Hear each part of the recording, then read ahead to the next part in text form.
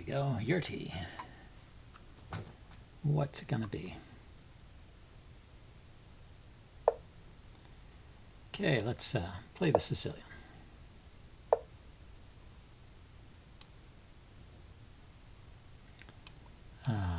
I'll go with d6. So we get an open Sicilian here. With the move queen takes d4. There's a name for that I can't think of right now. You can play the knight out right away. But if you do, then white normally pins the knight. So a6 is actually a standard move there to prepare knight to c6. e5 is not a standard move, so white is winging it at this point. Anyway, let's get the knight out and kick the queen.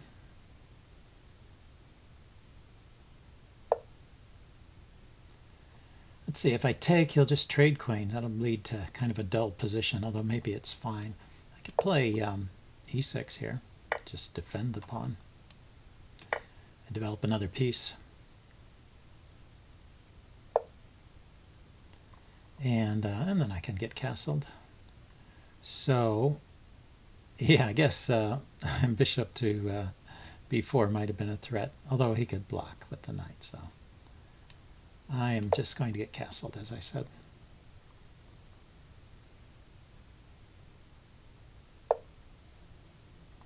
So he moved his queen again. That's kind of unprovoked. Although, if he wanted to play queen to c3, then this move a3 makes sense, because after queen c3, bishop to b4 would be a big threat if he hadn't played a3. Okay, so, well, it makes sense to put a rook on the c file, doesn't it? If I play bishop to d7, rook to c8, leaves this bishop kind of hanging. He's not really got any threats going yet against my king side. He can place his knight here, but the h7 pawn is protected. I can't play b5 immediately because my knight hangs. So I guess I will play this. I don't see any tempo moves against the bishop that would be troublesome. Okay, so now the knight's defended. And I could have played b5, but I wanted to put a pawn here to threaten the...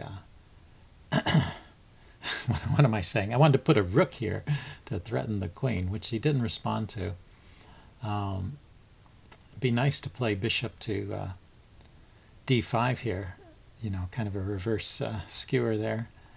But he's got that covered with the knight. So I should probably try and take advantage of that. Let's see, if I play e5 and then e4 and he has to move the knight, then I could play bishop to e5,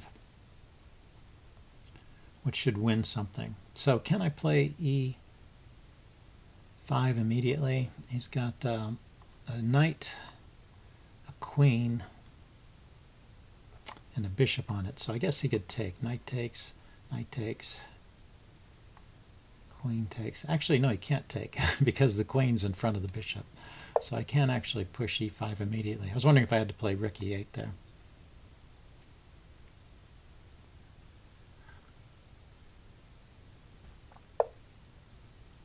So he voluntarily moved his knight. So let's push forward here with tempo on the bishop.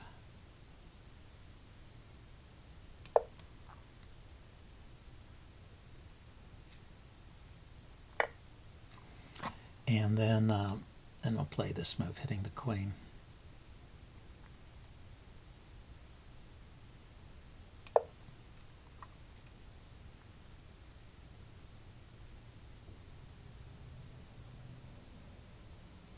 And after the queen moves, let's see.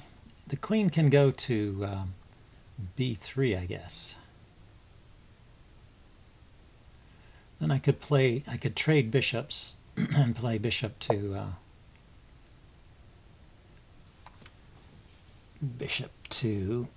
I could trade off this bishop, and he takes back with the knight, and then I could play bishop to e6.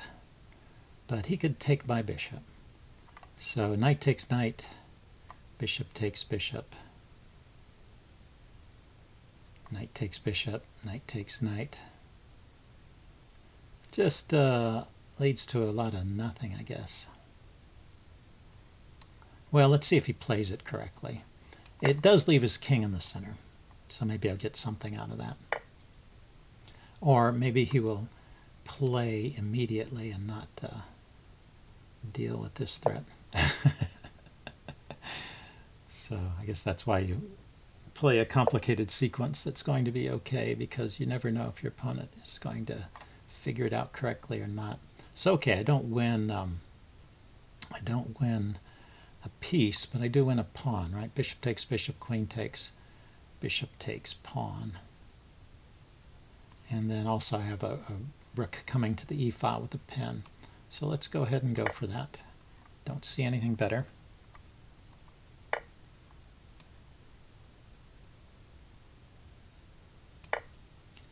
And we'll see if he's got some counterplay here. I mean, it seems kind of unlikely because he's poorly developed, but it's always possible. So what should I do? I could drop the bishop back here. He might castle queenside. That's actually not too bad. His king will be running into some discoveries from the knight if he castles queenside. But is there anything really I can do that's great? Did I do that? I was thinking I could take the pawn.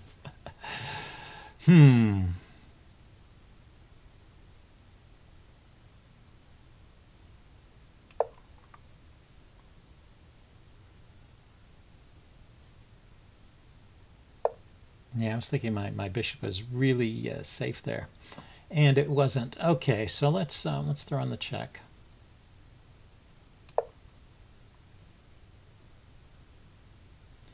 Looks like he might get his pawn back here, because I have to save. Oh no, the bishop is defended. I just have to save the pawn.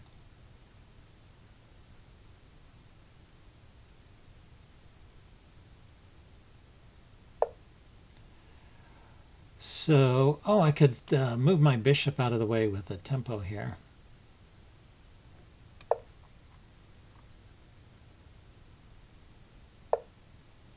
And then I wonder if there's some kind of clever tactic here. His king is lining up against my rook. So like if I push this pawn here to chase the knight away, he can take here, and I can take here with check and then grab the knight.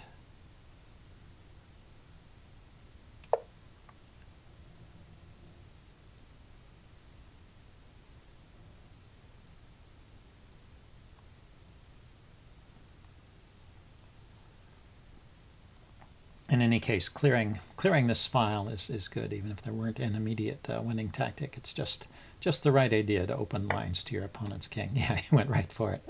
So knight here check, right, is the discovered check, and he has to block or move the king. If he blocks with the knight, I will take it. If he moves the king, I will take the knight.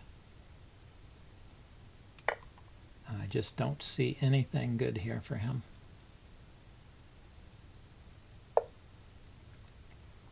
And let's see, this is getting kind of mate-ish, isn't it? So rather than just take the knight, why not let's go for, well, he has to give up the queen, right? The king has no squares. And we'll just go for this.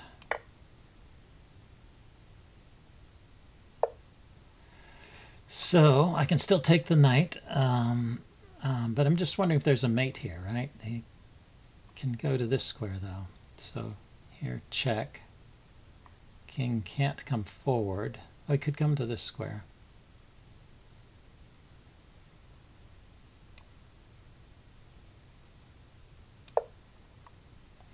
Let's see where he goes. Maybe there's a mate in here. Yeah, he goes there. So isn't that a mate?